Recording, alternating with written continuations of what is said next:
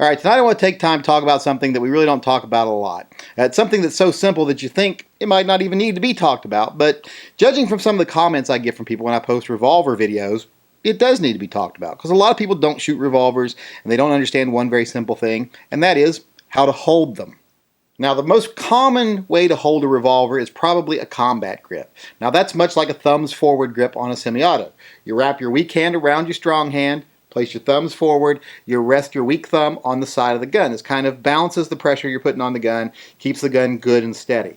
Now, there is one problem with this grip, though, with a small gun like a J-frame or a small Colt like I'm holding here. That is, if you've got big hands or you grip the gun a little too far forward, your thumb gets dangerously close to the front of the cylinder. This little part right here, you don't want your fingers anywhere near. A lot of energy comes out of here when you fire a revolver. I have seen people lose their thumbnails or even lose the tip of their thumb from getting it too close to the front of the cylinder when they fire their guns.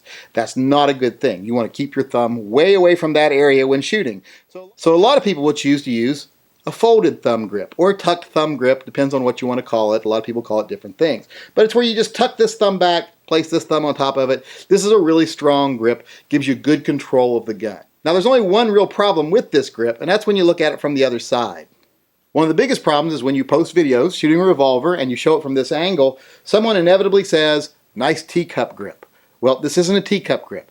Now, granted, it does look like your hand's a little far down, but the grip on a J-frame or a small revolver is more slanted. It goes more back this way, so you can't get that straight up and down hold like you do on a semi-auto. So this is not a teacup grip. Now, this would be a teacup grip. If you're holding the gun like this, or even like this, or like this, that's a teacup grip. But is there anything really wrong with a teacup grip?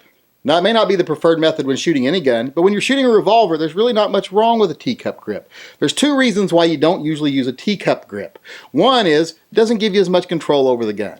But small revolvers are usually so small that you can usually control them just fine with one hand. In fact, sometimes trying to get two hands on them makes it a little harder to control for me. I like being able to shoot my revolvers one-handed. I seem to be more accurate with them one-handed. And your other hand can just support your hand and make you steady. Now, another reason you wouldn't want to use a teacup grip is if you're shooting a semi-automatic. In a semi-automatic, if you have a catastrophic failure, an ammo failure, etc., the gun is going to blow out along the path of least resistance. And a lot of times that is the bottom of the mag well. So if you have an explosion coming out the bottom of the mag well, you don't want your hand here. So that's a very good reason why not to use a teacup grip. But like when you're shooting a revolver, that's not going to happen. Nothing's coming out the bottom of a revolver grip. And if you've got good control of the gun, there's no reason why you shouldn't use a teacup grip if that's the way you shoot best. So don't let people get on you if you shoot a revolver with a teacup grip. If you shoot well with it, keep doing it. It's great. Because sometimes people on YouTube just love to say things. And one thing they need to learn is before they speak, they should think, because sometimes they don't know as much as they think they do.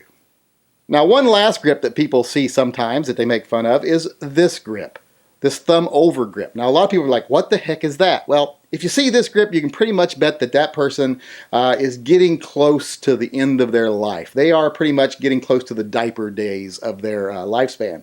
Because, we have gray in our beards and we're old guys. Because this grip is for people who like to shoot single action guns. And we keep this grip like this because we can thumb the hammer while we're pulling the trigger. So if you see someone using this grip, don't make fun of them, respect your elders and just, pat them on the head and say good job. Because, we old guys, we sometimes shoot like this.